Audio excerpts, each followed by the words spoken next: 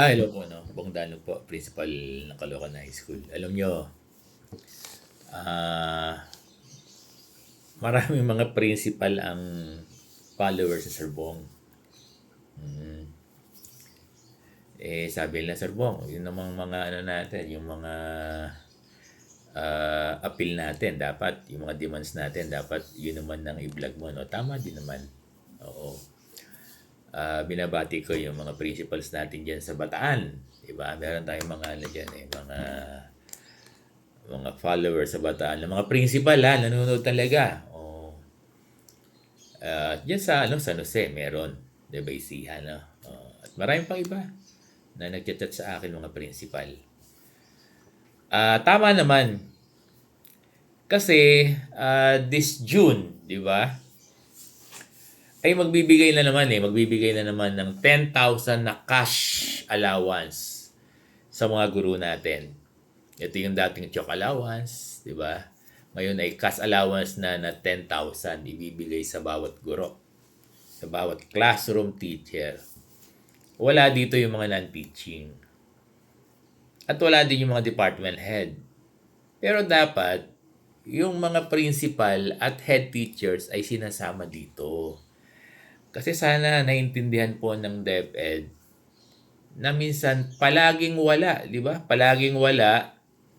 Sabihin, hindi naman na perfect yung attendance ng mga guro at palaging halos araw-araw ay may absent na guro.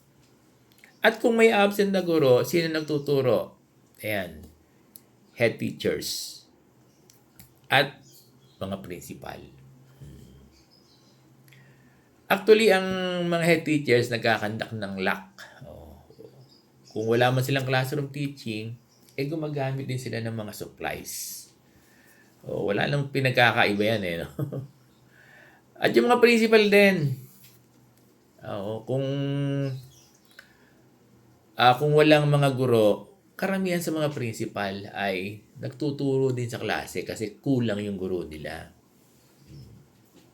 At yung mga benepisyo para dun sa breakdown ng 10,000, dapat kailangan din ng mga kailangan din ng mga head teachers at kailangan din ng mga principal yun.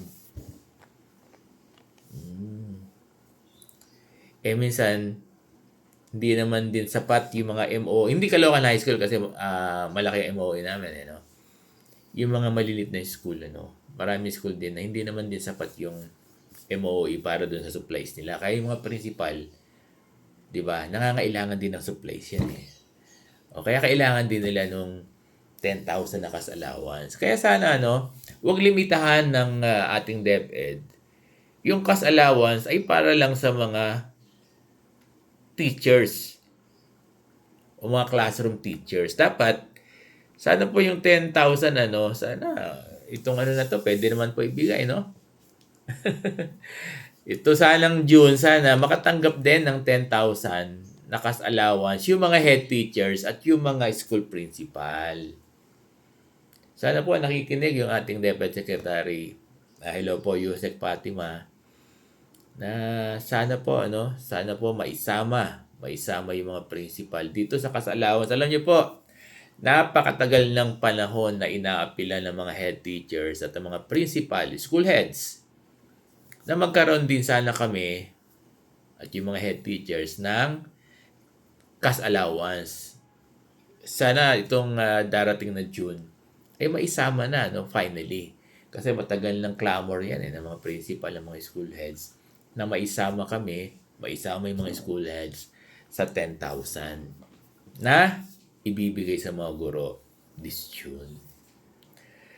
So sana po naririnig tayo ng ating DepEd Secretary ni Yusek Fatima, na lagi ko binabati si Yusek Fatima kasi nag-meet na kami neto, At saka si Asek Jerome Benviaje, Sir, sana po makonsider itong